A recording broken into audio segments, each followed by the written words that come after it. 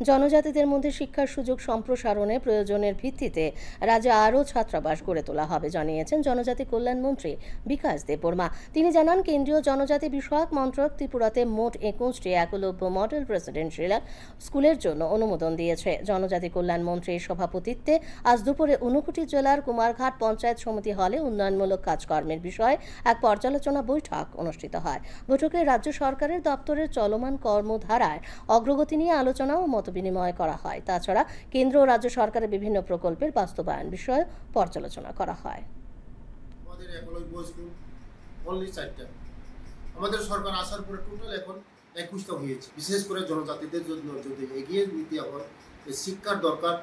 আমাদের বিশেষ করে আমাদের জনজাতিরা ছোট ছোট কাজ, ছোট ছোট যে সরকারের যে ন্যায্য যে পাওনা, এগুলি থেকে বঞ্চিত গত 35 বছর।